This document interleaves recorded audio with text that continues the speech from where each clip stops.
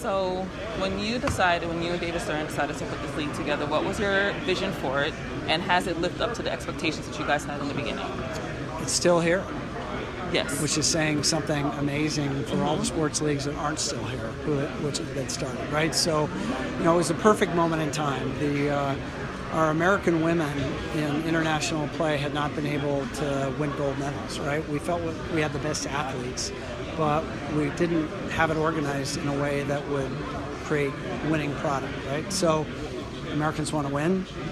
We wanted to help. So the NBA, really David, made the decision a year before the 96 games to put together the best team of American female basketball players that we could. And Tara Vanderveer left Stanford, took a year leave of absence, and they traveled the world. You're going to have to check my memory, but I think that team was 52-0 in the year leading up to the Olympics.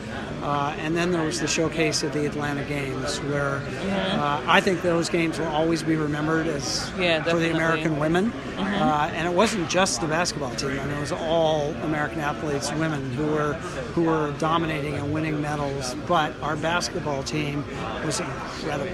And the hope was that if something like that happened, it would create a foundation and opportunity to start a professional league, which of course happened shortly thereafter. But that Olympic team woke up the corporate world and woke up a lot of fans to what an amazing sport women's basketball is. So it really had everything to do with setting the stage for launching a league that here we are 20 plus years later, and maybe has had its best season ever.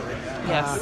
It's soon concluding. I've been riveted to all of the games. It's been the best quality basketball we've ever had in the WNBA, the best storylines, and the most thrilling competition. So I'm really optimistic about where from here. All right. So obviously all the teams and the talent on the court is by far probably the best we've ever seen. I know so many within media and fans, they're saying that this is probably the best season ever, just with the level of talent and the way that the playoffs have been going so far. However, there are some issues that have been kind of, on social media. Players have been vocal about some of their concerns regarding whether it be compensation or getting an equal piece of the pie of their revenue share. So, and travel, different things like that have kind of been making headlines this season. Yeah. So what do you say to that, and maybe what are some things that you think could be done differently to address some of those issues, as somebody who started the league? Yeah, it's a big question. It's still a young league by any standard, right? And it's still growing and needs to grow more. I mean, it's not at the level of profitability that generates the kind of revenue that other sports are generating. And there is going to be a correlation between player salaries and revenues. And, what the right percentages, what that should be. We don't have a WNBA team now, so I'm not as close to the numbers as I used to be. So I don't know the answer to that question, but everybody wants that to happen, right? It's not just the players. Everybody wants to see this grow and evolve, be able to compensate the players better, be able to make the sport play on a bigger stage with brighter lights. And a lot of people are working hard to make that happen. So, I applaud the women who are speaking out. It comes from the heart. I get it. I think they have a lot of allies out there with those of us in basketball who want to see that happen. We have to figure out a path where that makes sense financially, and I think that's what Adam's committed to. I think that's what the Players Association is committed to, and I know that's what the players themselves are committed to. So we'll figure it out, but it's probably not going to happen overnight. And every year that we play, we're going to get closer to that goal, but we got a ways to go. And one way that a lot of people think that the WNBA can get better exposure is with marketing, right? So next year, the All-Star Game is going to be in Vegas, right? And the fun fact I found out about you is that you kind of helped put together the NBA All-Star Game. Yeah. So Just some random ideas. What are some ideas that you would love to see to kind of make the WNBA All-Star Game bigger and badder than ever? In Vegas. When we had our NBA All-Star Game in Vegas a few years ago, it was not a great experience for a lot of us.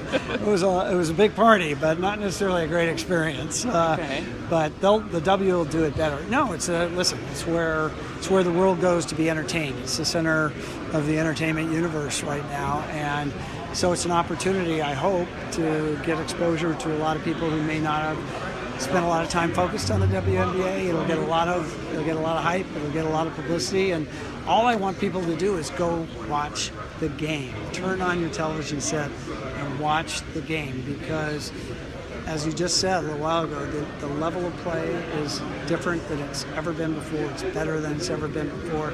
The personal stories of the players are what, for me, is the most compelling aspect of the entire league.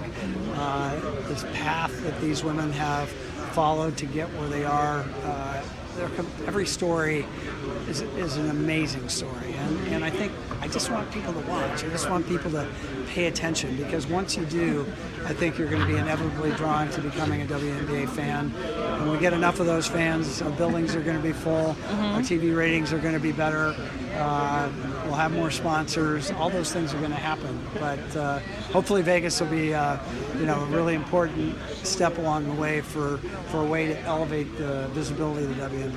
And finally, before I let you go, since you're one of the head guys in charge in Golden State, I'm sure you have the power to bring a women's team to the Bay Area. And there's been some conversation about expansion, possibly going over there. So, without saying too much, but saying everything, what's going on with that? Is there a possibility that it could happen? We've been very upfront for a long time. You probably don't know that Joe Lacob, one of the two primary owners of the Warriors, has the dubious distinction of having lost more money in women's professional basketball than anybody on the face of the earth, because he owned the San Jose franchise in the ABL and was a major investor in the ABL, which the WNBA eventually put out of business, and the players came over to the NBA. So he's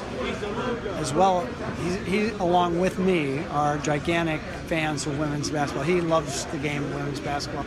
We actually, one untold story, we had a deal to buy a team about 4 years ago. Another buyer emerged, and the team was able to stay in that market, which was a great outcome. But we were prepared to do it 4 years ago. We have a little issue right now in that we have a $1.5 billion project under construction in San Francisco that is all of our other full-time jobs. So now is not exactly the right time. But I'm really bullish that at some point in the future there'll be a Bay Area WNBA franchise, and I think it'll be really, really successful. Well, I hope to see that happen, and I hope to make a trip out to the Bay to catch a game also. That's awesome. It was good meeting you, and Great thank you so much for your time. Congratulations again.